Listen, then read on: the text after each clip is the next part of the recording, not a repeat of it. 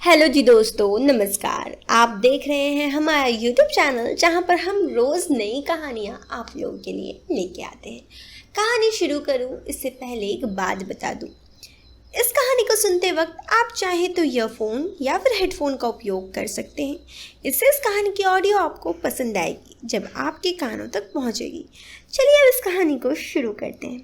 तो दोस्तों, ये कहानी मेरे एक दोस्त विवेक की है। विवेक कहता है, उस वक्त मेरी गर्लफ्रेंड से मेरा ब्रेकअप हो गया था। ये ब्रेकअप मेरी गर्लफ्रेंड से 15 दिन पहले हुआ था। हमारा 2 साल का रिलेशनशिप था और मैं उसे बेइंतहा मोहब्बत करता। लेकिन पहले पहले तो जब उसके साथ मेरी ब्रेकअप हुई तो ना जाने मेरे मन में किस चीज़ का गुस्सा था, मुझे फ़र्क ही नहीं पड़ रहा था। लेकिन जब 15 दिन बीत गए तो धीरे धीरे मुझे फ़र्क पड़ने लगा। मैं उससे दोबारा मिलना चाहता था, उससे मिलकर बात करना चाहता। ऐसे में मेरी गर्लफ्रेंड की एक दोस्त रेनू थी। यही मेरी आखिरी आशा थी। एक वही थी जो मेरी गर्लफ्रेंड से मेरी बात करवा सकती थी। तो मैंने उसे फ़ोन किया, हालचाल पूछा और फिर उससे थोड़ी मदद मांगी। उसने पहले ब्रेकअप का रीज़न वगैरह सब कुछ पूछा। फिर उसने कहा ठीक है, मैं बात करता हूँ। उसके 4-5 दिन बीत गए। मैं 2 बार रेनू से इस बीच कॉल भी किया, लेकिन रेनू बोली कि यार वो मिलने से मना कर रही है। ऐसे ही थोड़े थोड़े करके मेरी रेनू से डेली करीब करीब कुछ देर बात हो जाती। वो भी काफ़ी भली लड़की थी। वो भी देखने में कोई खूबसूरती में कम नहीं थी, लेकिन मेरे मन में उसके लिए कुछ भी ना था। करीब 7 दिन बाद रेनू ने मुझे मिलने के लिए बुलाया। उसने मुझे एक एड्रेस दिया पता पर। उसने कहा कि उससे बात हो गई है, मतलब मेरी गर्लफ्रेंड से, और वो आ रही है मुझसे मिलने। मैं ये सुन बड़ा खुश हुआ। आखिर पूरे 21 दिन बाद मैं उससे मिलने वाला था। और उसके बाद मैंने उसे कहा ठीक है, मैं पहुंच जाऊंगा। उसने कहा वहाँ पर जाना, वो घर पे आज कोई नहीं है, वहाँ पर तुम आराम से मिल सकते हो। मैंने कहा ठीक है। दोस्तों, उसके बाद मुझसे मानो बर्दाश्त नहीं हो रहा था। एक एक पल काटे नहीं कट रहा था, मानो कि कब वो शाम आए कि मैं उससे मिलूं। तय समय पर मैं उससे मिलने के लिए उस घर में पहुंचा और रेनू को कॉल किया। वो घर बाहर से कुछ पुराना लग रहा था और ऐसा देख के लग रहा था कि उसमें कई दिनों से या फिर कई महीनों से कोई नहीं रहता।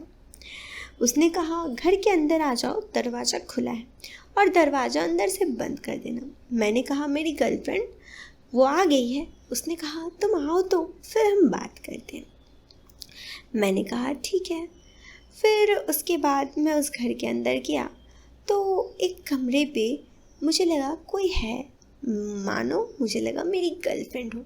अब तो बर्दाश्त ही नहीं हो रही थी। जैसे ही मैं उस कमरे में गया, वो पीछे से मुड़ी और वहाँ पर रेनू थी। मैंने कहा रेनू तुम, वो कहाँ है, मतलब मेरी गर्लफ्रेंड जिसका नाम पुष्पा था। मैंने कहा पुष्पा कहाँ है। उसने कहा सुनो तो, पहले मुझसे तो बात करो। मैंने कहा हाँ बताओ ना पुष्पा कहाँ है।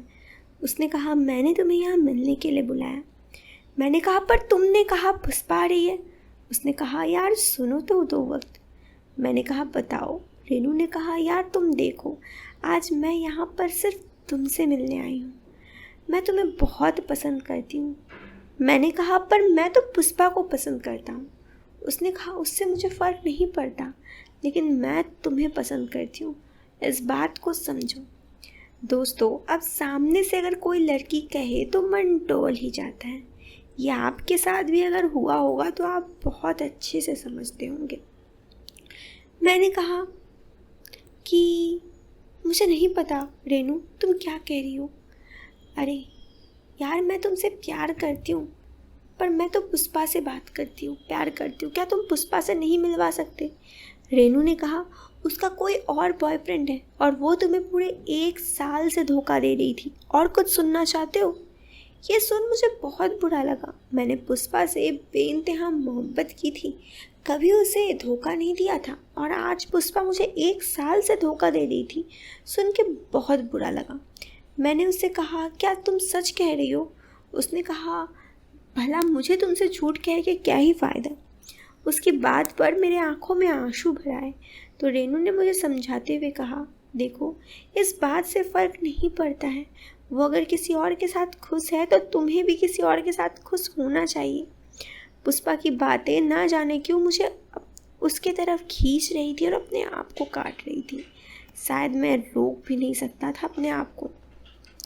मैं पुष्पा की बातों पे घूमते चला गया, घूरते चला गया। मैं पुष्पा की तरफ जाने लगा। उसके बाद की बात है, वहाँ पर जो हुआ वो सब मैं तो बता नहीं सकता बस। लेकिन उस दिन के बाद पुष्पा लाइफ में बहुत खुश थी। मैंने पुष्पा को अपनी गर्लफ्रेंड बना लिया था। लेकिन सच कहूँ तो ये सब कुछ सिर्फ़ और सिर्फ मैंने पुष्पा की खुशी के लिए किया था, और थोड़ी बहुत इसलिए कि ताकि पुष्पा को भी एहसास हो कि अगर उसे भी धोखा मिले तो कैसा लगे।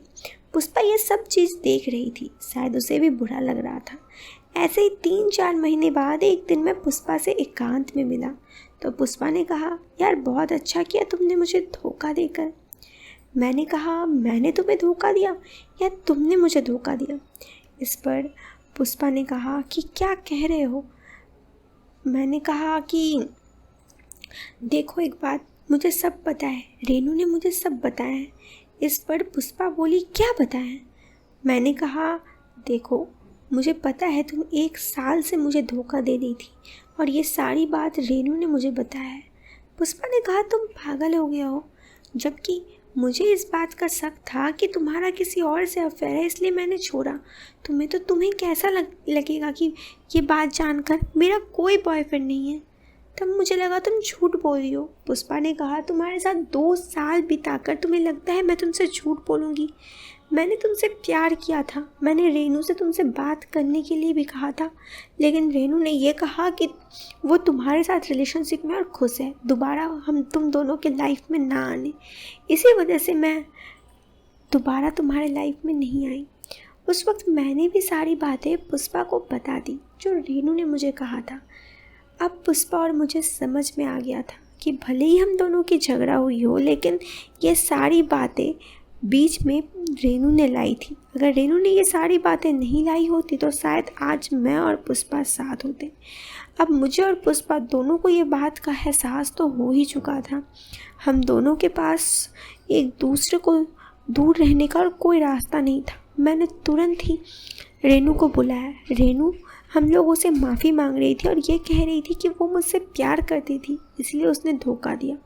लेकिन मुझे ये बात तो बहुत अच्छे से एहसास हो गया था कि मैं आज भी सिर्फ़ और सिर्फ पुष्पा से ही प्यार करता हूँ। इसीलिए मैंने ज़िंदगी में पुष्पा के साथ रहने का ही विचार किया। दोस्तों, इस कहानी के ज़रिए मैं आप लोगों से बस इतना कहना चाहती हूँ कि अगर आपके भी रिश्ते में कोई और आ जाए तो सबसे पहले आप उस इंसान से जिसके साथ आप रिलेशनशिप में थे उसके बात कीजिए, ताकि आपको सारी बातें पता चल सके। इस बात को समझे, सेफ रहिए, सावधान रहिए। वीडियो के पसंद आने पर आप इस वीडियो को लाइक और चैनल पे पहली बार आए हैं तो सब्सक्राइब करें। मिलते हैं फिर एक नए वीडियो में एक नए और इंटरेस्टिंग टॉपिक के साथ। Till then bye bye, take care, bye.